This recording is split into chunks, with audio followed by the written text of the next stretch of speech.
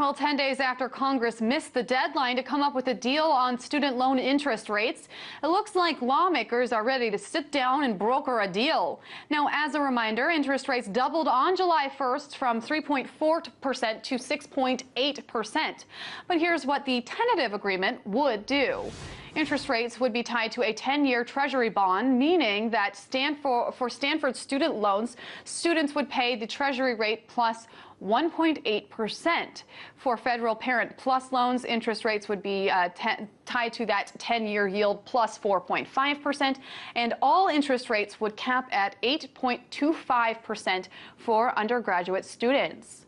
So, does this agreement solve the problem and get America's higher education system back on track? Well, for more, I'm joined by Richard Fowler, a nationally syndicated radio host, and Natalia Abrams. She's the co-founder of the Student Debt Crisis. Natalia, I would like to start with you. Now, as the co-founder of the Student Debt Crisis, are you happy with this tentative deal that we are now hearing about? Not at all. This is a last-minute a last-minute fix that we were actually unaware of until this morning. You know, yesterday the breaking news was they came to no deal, and this morning, here, behold, we have this deal that none of us wanted. We are expecting future students to continue to pay the price. It does not make sense why interest rates would not be 0.75 the way that Elizabeth Warren talks about, the same rate that the banks borrow at.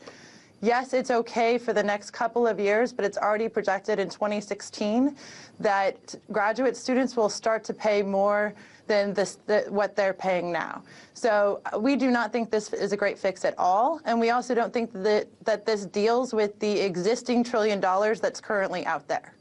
Now, Richard, this idea is similar to ones that both Republicans and Democrats were putting out before the July 1st deadline. So my first question to you is, why now? Well, I agree with you. I think, and I agree with Natalia, I think the fact that the president put a plan out that would make students subjected to the market was bad. The fact that Republicans put out a plan that would make students subjected to the market, that's also bad. And the fact that the federal government is slated to make $51 billion off of this is also bad.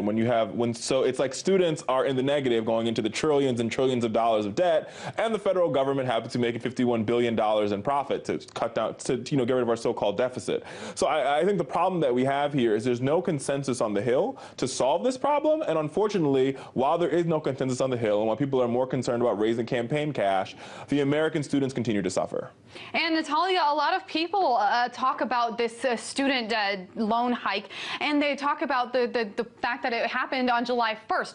But do you think that we are losing track, as Richard says, of the larger overarching debate that just because it's raising now, we still have $1 trillion in current student debt?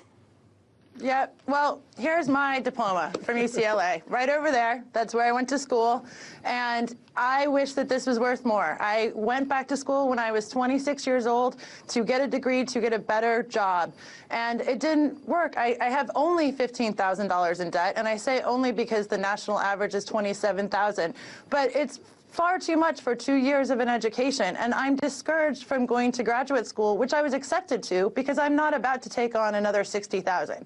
I'm part of the existing $1 trillion or 1.2 that's out there, and we need to deal with that. That's the only way we're going to overhaul the system, is if we actually focus on that $1.2 trillion.